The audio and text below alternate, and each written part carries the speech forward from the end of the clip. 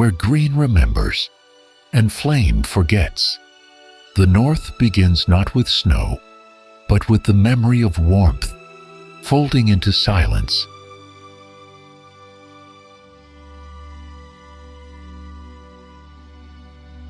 A river once moved here, but even time knows when to stop. Here it is not frozen, it is held. The hills are no longer land, they are breath, white and slow, waiting for nothing but sky. The trees do not grow here, they endure. Their roots don't seek answers, they listen to the long breath of the north. And so it begins, not with a sound, but with a stillness that speaks. This is the north, a hush, a memory, a voice that is not heard, but felt. Whispers of the north, and beneath it all, the whisper of the earth.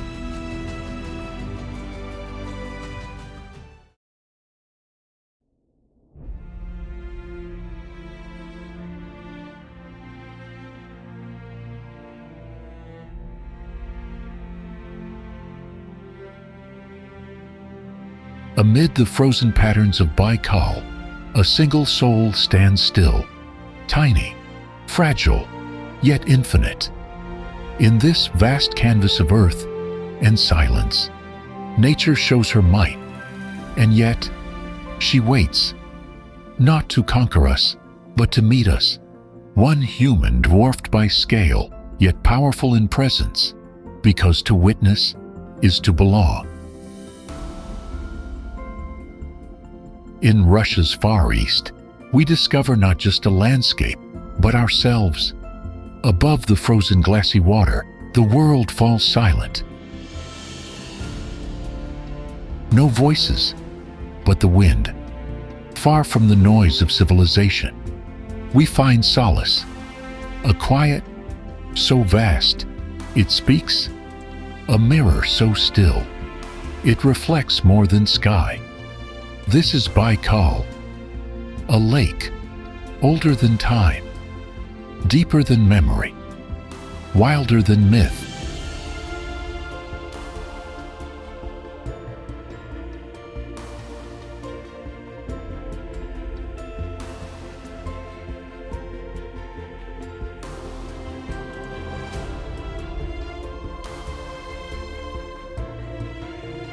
But even here, in this sacred silence, a conflict once stirred beneath the ice.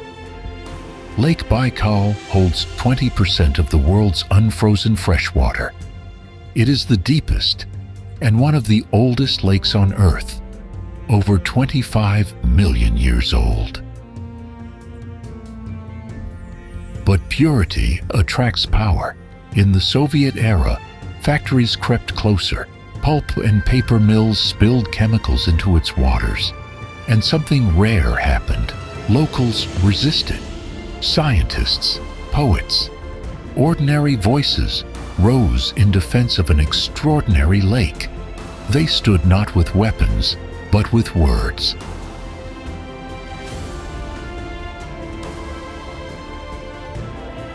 In 1996, UNESCO named Lake Baikal a World Heritage Site.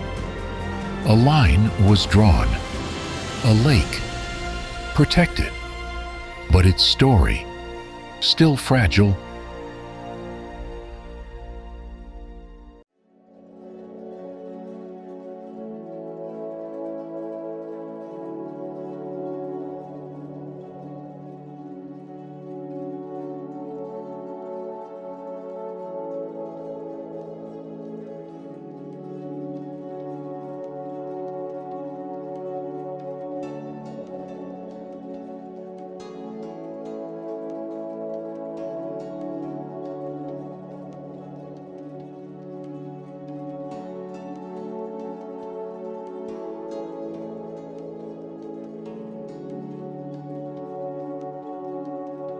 As the sun sinks behind Siberia's frozen breath, Lake Baikal glows like molten glass.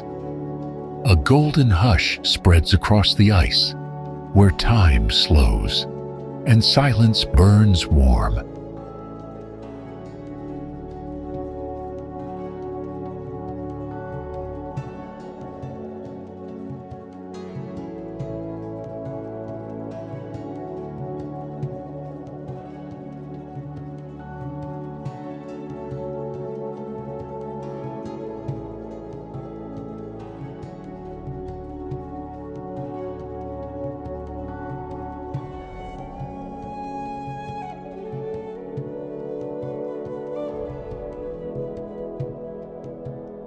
From the frozen silence of Lake Baikal, we journey west into a land carved by wind, stone, and story. Welcome to Dagestan, where mountains rise like myths, and every cliff hides a secret. Here, the land does not whisper, it echoes. Through narrow passes, ancient trails, and abandoned alls, a place where warriors once vanished into caves, and poets etched verses on canyon walls. This is not just geography. This is memory, set in stone.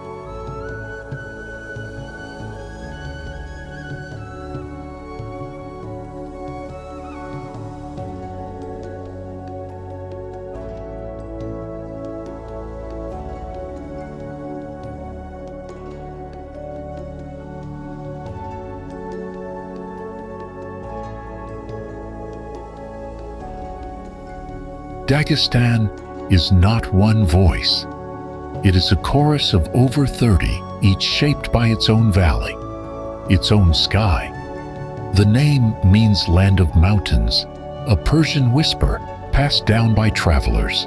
But for those who live here, it is simply home. Avars, Dargans, Leks, Lezgins, nations without borders, who carried their identity through language, through dance, through memory.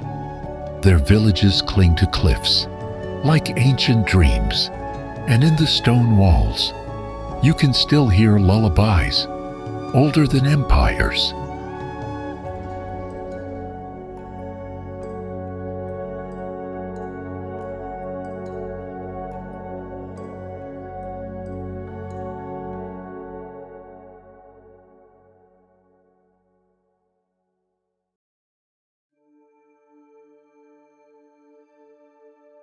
In Dagestan's highlands, homes do not rise in rows. They scatter like thoughts left behind in a dream. Here, even the wind moves gently. It brushes rooftops, carries the scent of soil, and echoes a rhythm older than maps.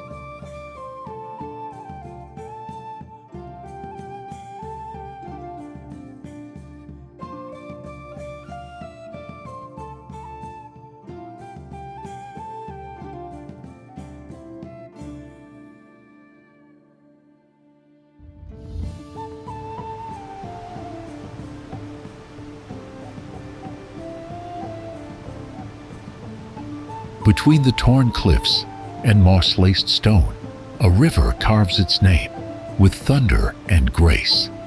This is no gentle stream. It is the pulse of the mountain, ancient, untamed. Here, water falls not just to flow, but to remember. Each drop echoes a forgotten song of warriors hidden in caves, of winds that once whispered through battle-cracked silence. This is where the earth exhales power, and where we stand still to feel it.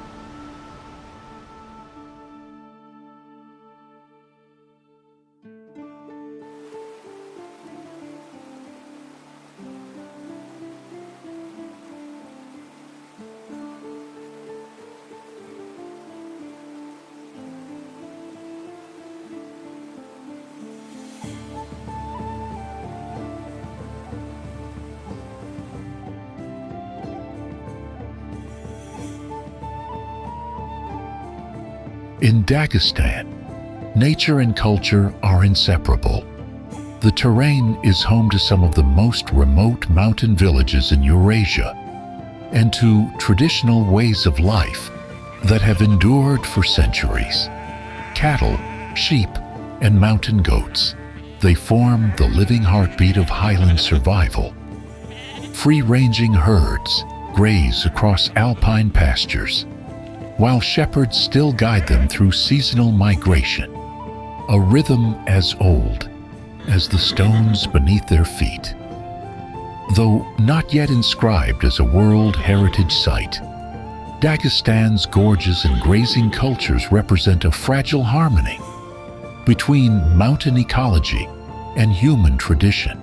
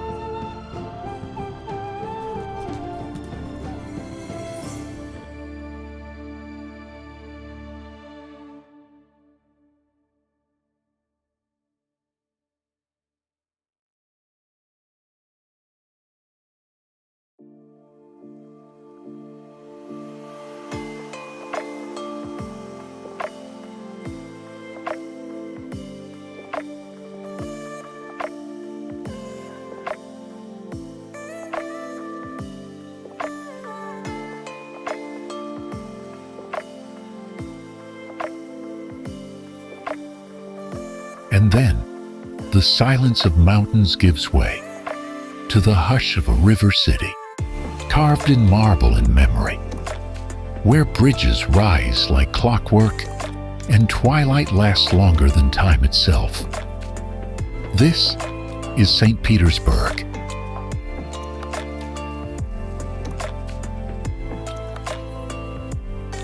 Founded in 1703 by Peter the Great, St. Petersburg was born not from the land, but from vision, a city raised from swamps, built to rival the elegance of Europe.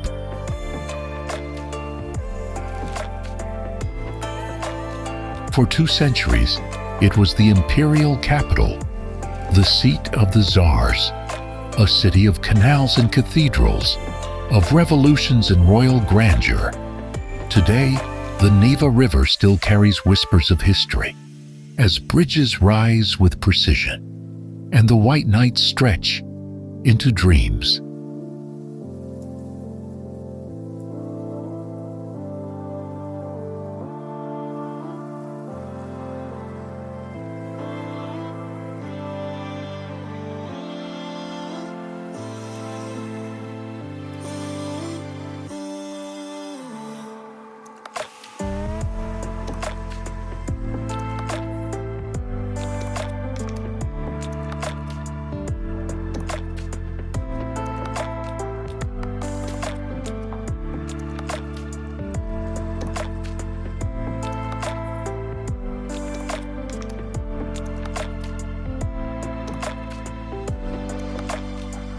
A portrait of faith drawn in stone and light, where silence has weight and walls remember. This is not just a church. It is the breath of centuries, still warm, each dome like a candle, eternal and unblown, each mural a frozen prayer. Here, the divine does not shout. It simply stands.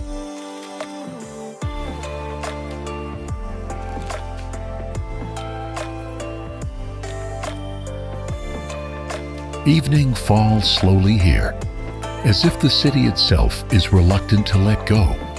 Bridges lift like gestures, lights blur like memory, and the Neva carries it all.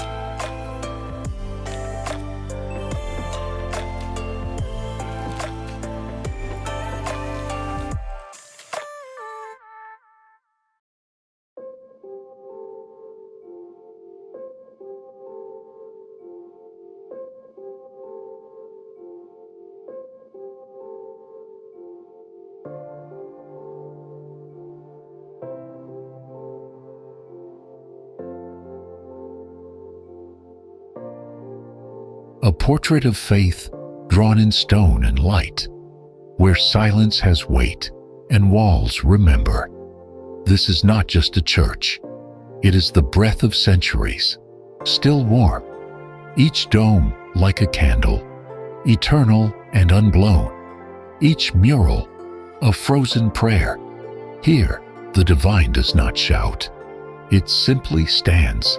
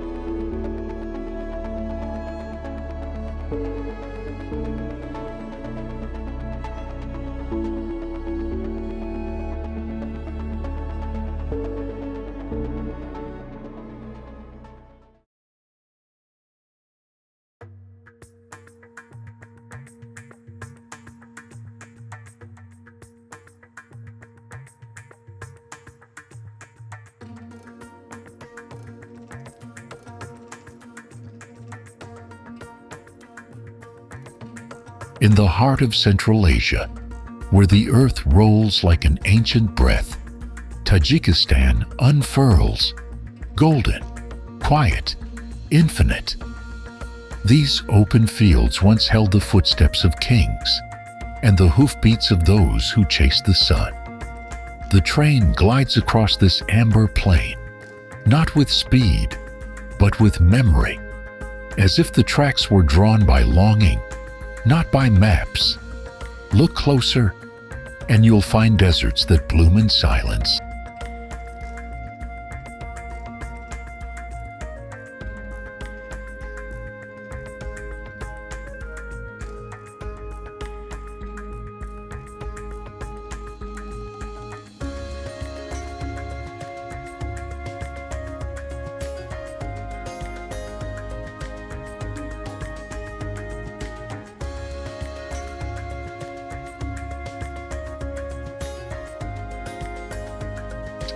A single camel standing still, not lost, but timeless.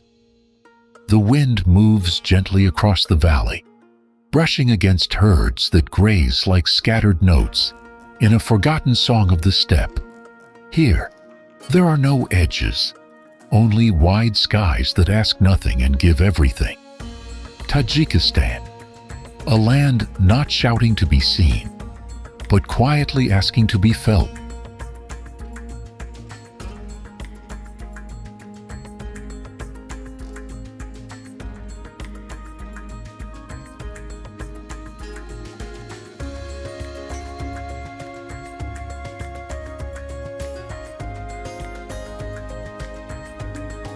As the sun leans westward, the hills of Tajikistan glow like embers, quiet and full of stories not yet told. Below, a railway snakes through the valley, part of the network that once echoed with the footsteps of Silk Road traders. This region lies close to the Pamir Mountains, one of the highest and most rugged ranges in the world. Here, life is slower but rooted. Families gather as the day fades, and villages breathe in rhythm with the land. In Tajikistan, time doesn't race, it hums.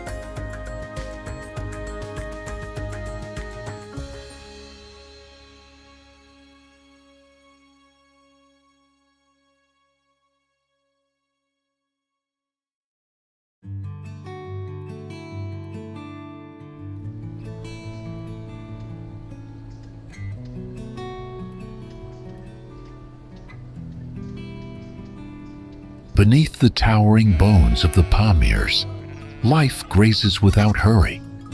Goats gather in quiet clusters, not tamed, but trusted by the land. These green pastures are more than scenery. They are legacy. For centuries, Tajik herders have followed the rivers and slopes, their footsteps guided by the sky, not the clock. In this silence, even the bleating of goats feels like an ancient song, one passed down through wool and wind.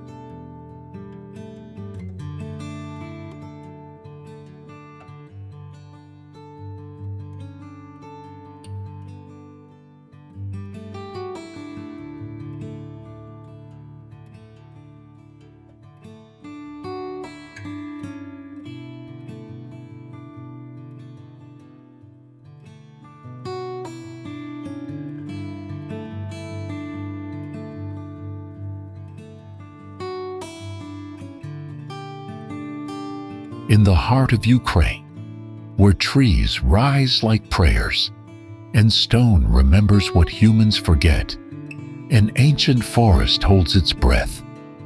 These rocks are not just carved by wind and time, but by memory. Every path here leads both outward and inward, through autumn's fire and into something deeper than silence.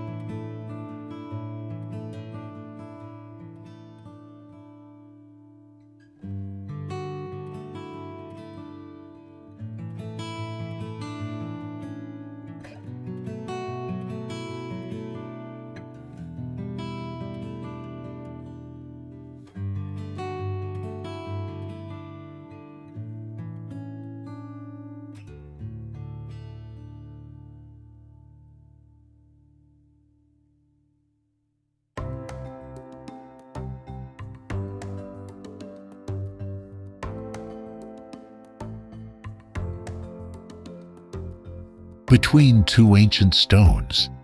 A passage appears, narrow, shadowed, almost forgotten.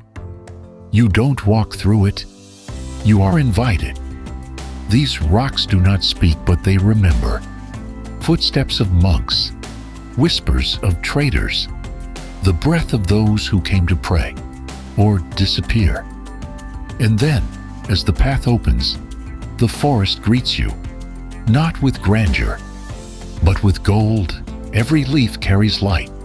The air is warm with memory of fireside songs, harvests, and stories never written down, only passed from eye to eye.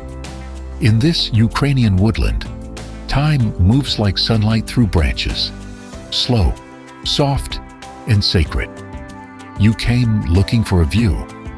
What you found was a silence that sees you.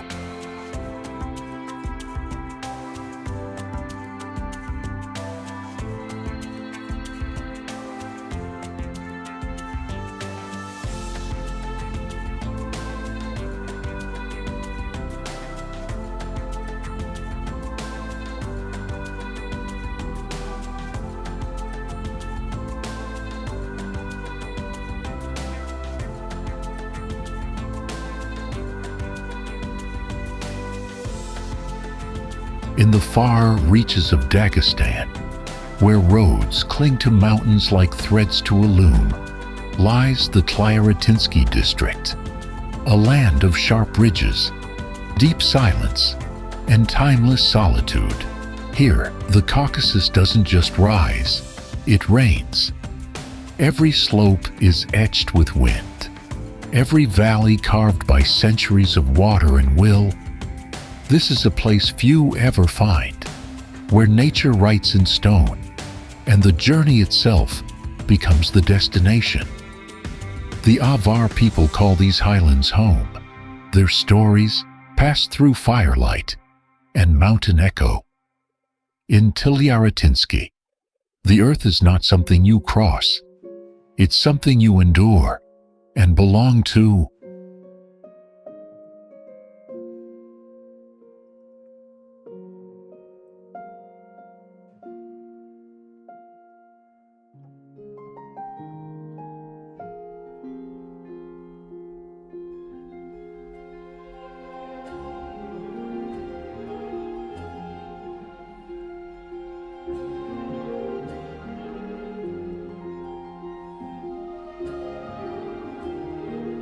Nestled in the folds of the Caucasus, these villages appear like whispers in stone.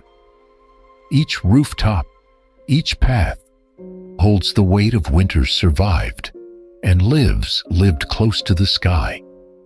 Homes here are built from the very mountain they rest on, shaped by hands that know hardship and honor. The Avar people have called this place home for centuries. Their traditions rooted in the land, their stories carried by the wind. In Tylartinsky, a village is not just a place, it is a promise to stay, even when the world moves on.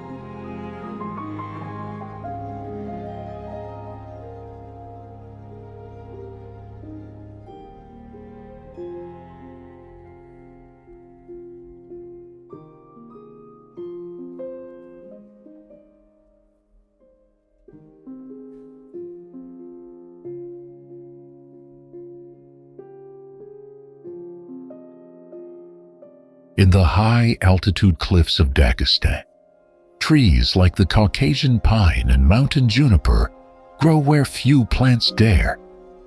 With little soil, exposed to freezing winds, and rooted in sheer rock, they survive at altitudes above 2,000 meters. Their twisted trunks are shaped not just by time, but by struggle. These trees can live for centuries, clinging to cliffs as if holding the mountain together. They do not thrive in comfort, they thrive in defiance. And in their silence they whisper, strength is not about ease, it is about staying.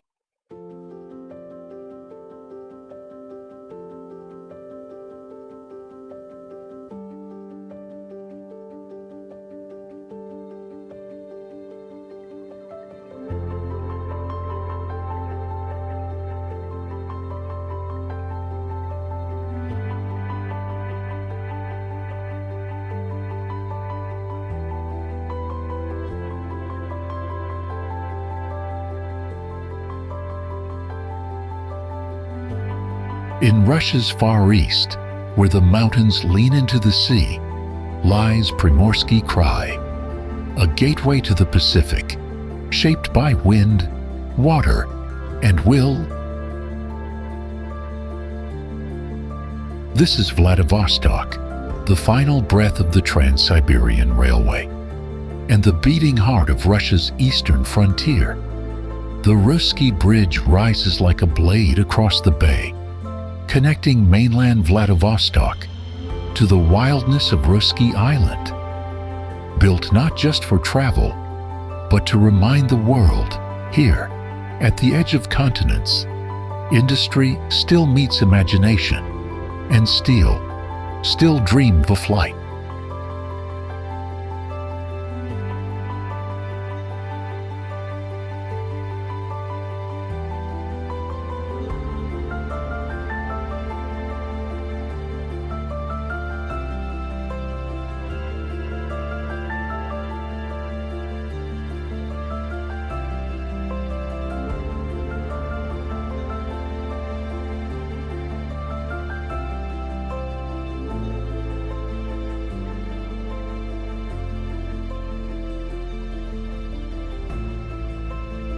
Along these cold Pacific shores, industry hums like an old machine, steady, quiet, relentless. In Primorsky Krai, steel and saltwater are old companions. Shipyards echo with the clang of iron and time. Cranes sweep across the sky like slow, mechanical birds. These towers do not reach for the sky, they release it. In Primorsky Krai, smoke is not just the breath of fire, it is the rhythm of industry. This is one of Russia's eastern power stations, where coal becomes current and steam carries the weight of cities. Trains arrive full and leave empty. These structures may look cold, but they pulse with heat and with purpose. For here, at the edge of the Pacific, energy is not a promise. It is built, burned, and delivered.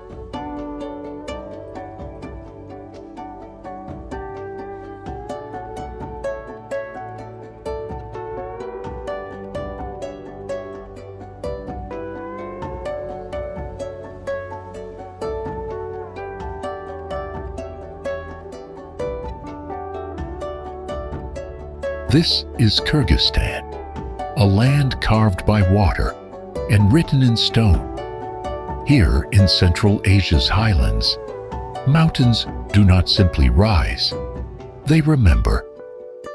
These sedimentary bands are the slow handwriting of rivers long vanished and lakes that shift with time. What you see are not just rocks, but layers of silence, pressed by pressure and patience. In Kyrgyzstan, the earth speaks slowly, but never without meaning. And where the mountains meet the water, memory flows.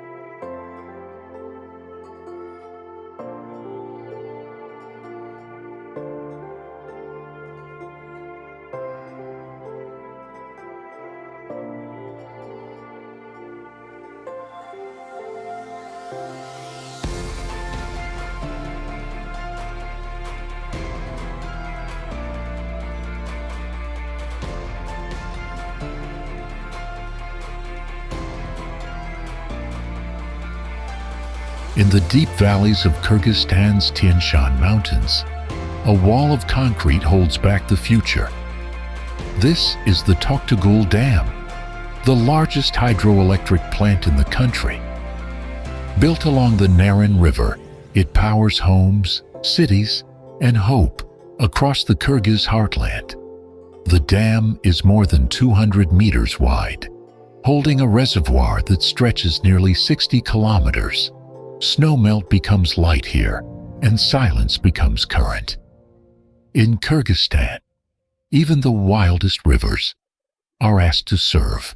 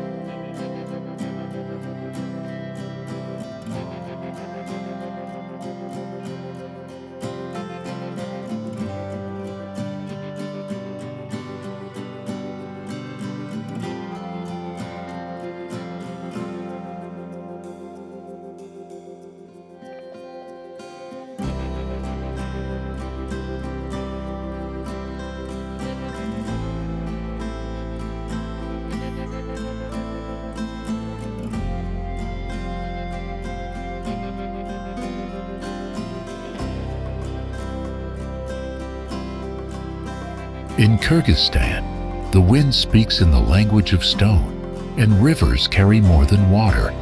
They carry time. This is not just a land of peaks and passes. It is a place where silence has roots, and every valley remembers.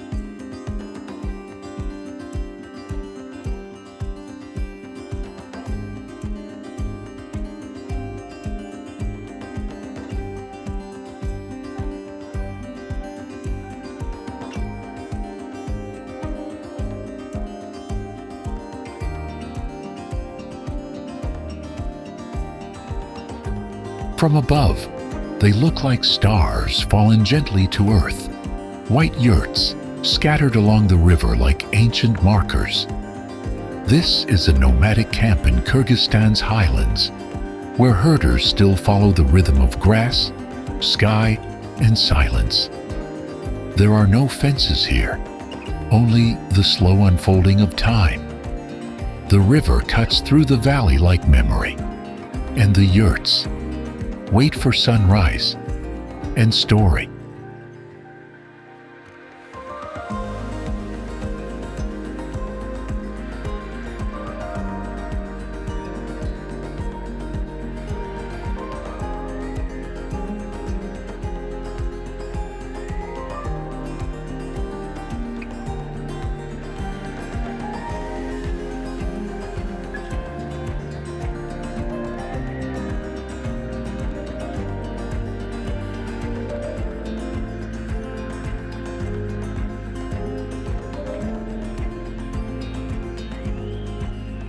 This is Moscow, where iron meets icon, and every street carries the weight of empire.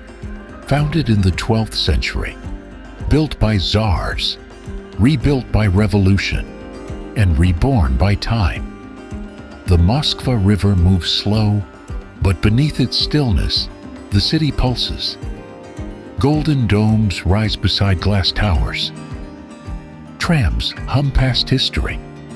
In Moscow, nothing is quiet for long. Not memory, not ambition. This is not just a capital, it is a mirror of everything Russia dares to remember and forget.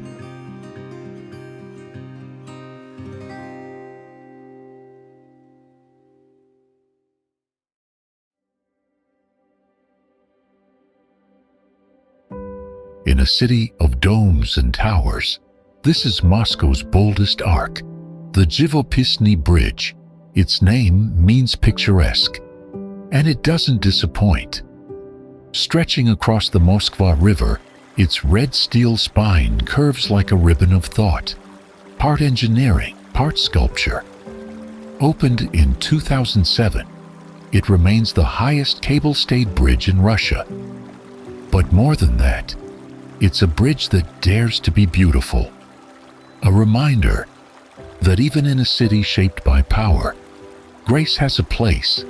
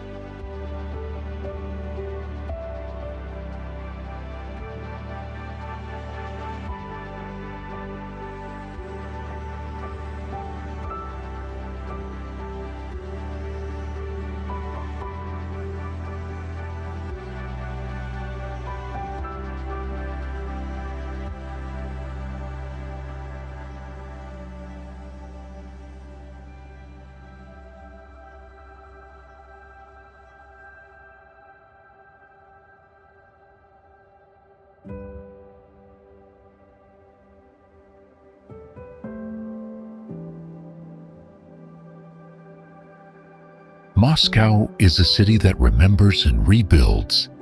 Founded in 1147, it has survived fires, invasions, revolutions, and still it rises. In winter, the air can fall to -20 degrees Celsius, yet the city never stops. It is the northernmost megacity on Earth, frozen, but never still. And at its center, the Kremlin stands like a crown of stone, a seat of power for over 600 years, and now a world heritage of rule and memory.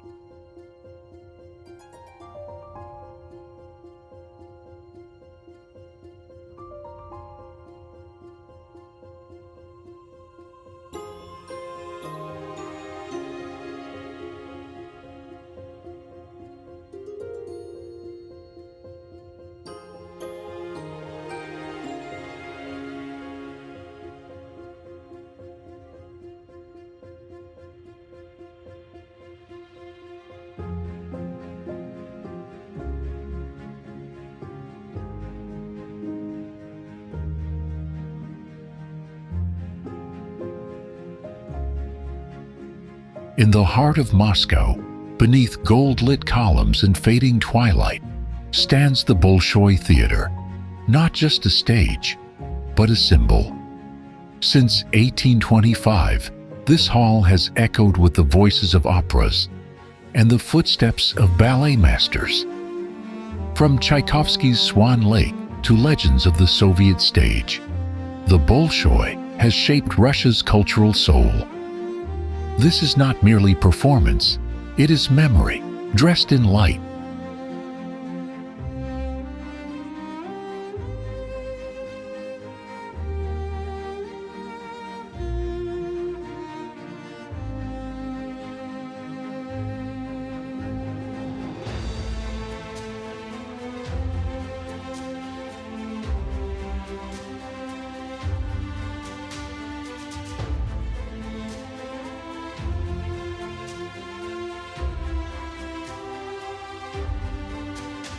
In the skyline of Moscow, where domes catch fire from the setting sun, stands the Cathedral of Christ the Savior.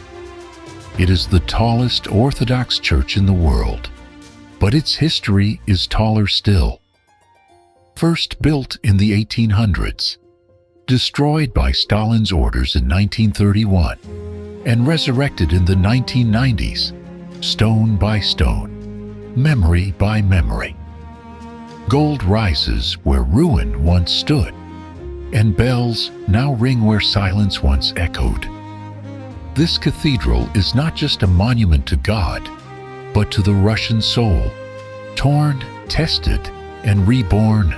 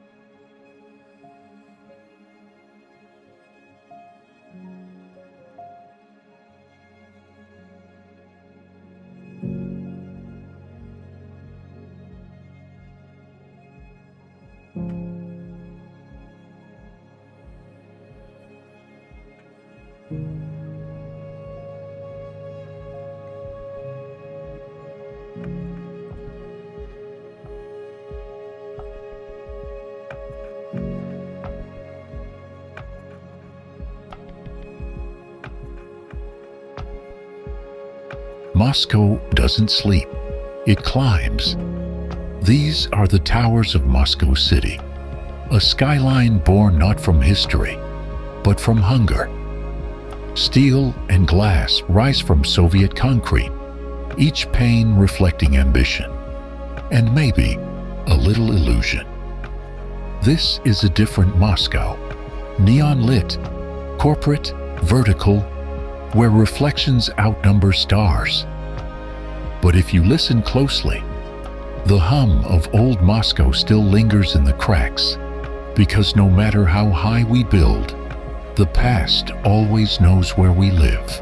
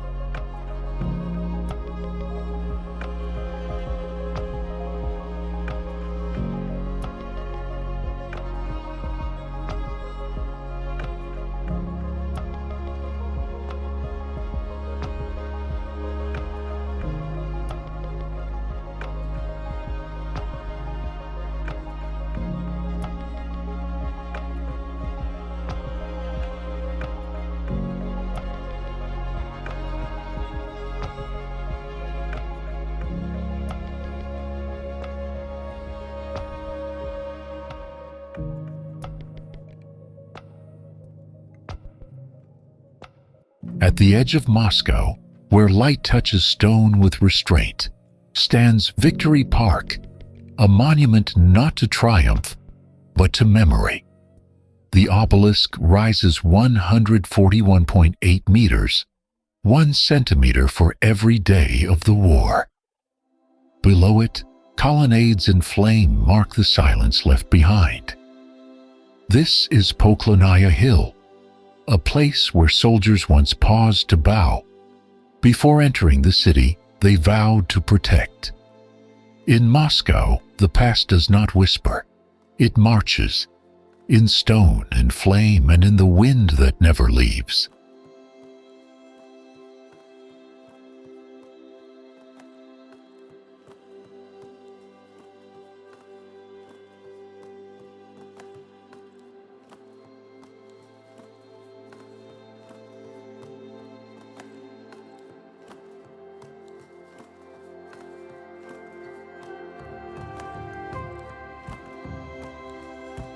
In this city, the past stands in stone and the future in glass.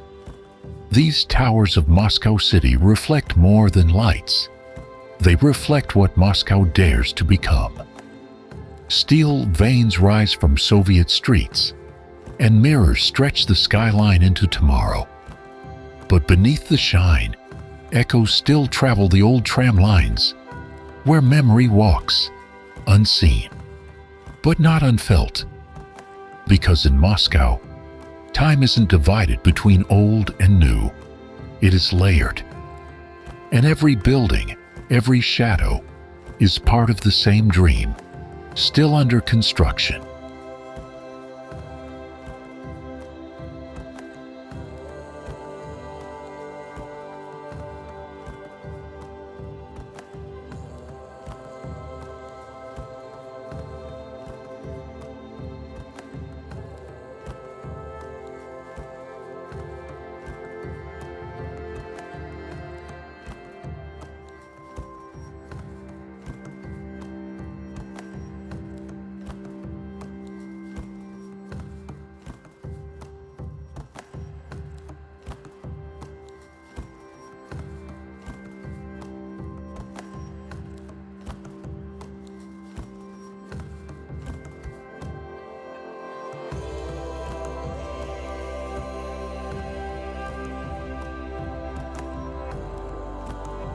This is Chukotka, the final breath of Russia before the Pacific takes over.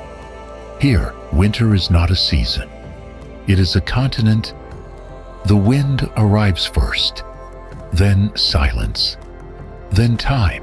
Reindeer move across the tundra like ancient script, herded not by fences, but by instinct and cold tradition. The people here do not fight the land, they follow it. In Chukotka, roads are guessed, the horizon is a memory, and survival is an art passed down in snow.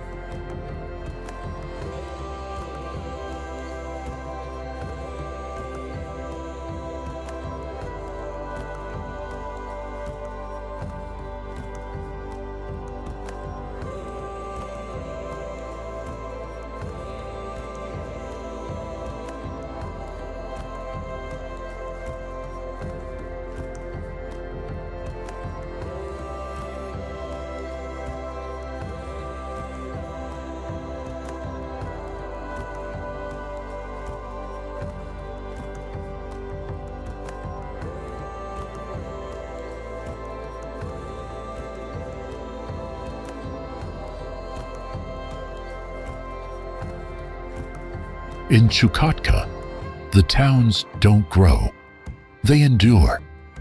Huddled against the cold, each building is a mark of defiance, scratched into the ice. These settlements are not connected by highways, but by will. Generations have lived here. Miners, herders, fishermen. Their windows looking out at a sky that often forgets color. There is beauty here, not in comfort, but in survival. And in these scattered blocks of color and snow, life whispers, even when the wind roars.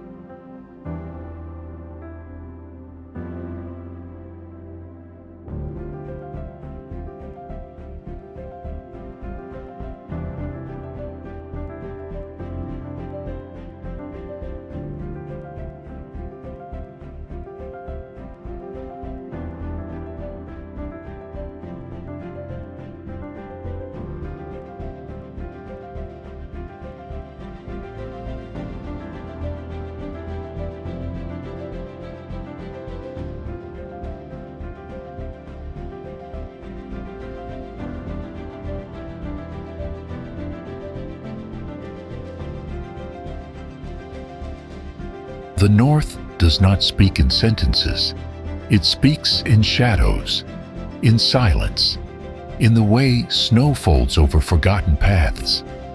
Here, time moves slowly, and sometimes not at all. Mountains keep secrets. The wind repeats stories long after the storytellers are gone. And across the tundra, where reindeer pass and chimneys smoke, life does not shout. It hums. This is the North, harsh, enduring, and full of breathless beauty. And if you listen closely, you'll hear it too. The whisper beneath the frost.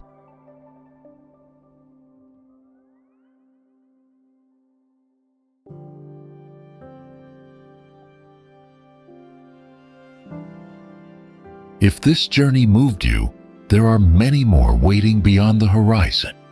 Subscribe to Ruach Realms and follow us for more stories carried by wind, carved in stone, and whispered by the earth.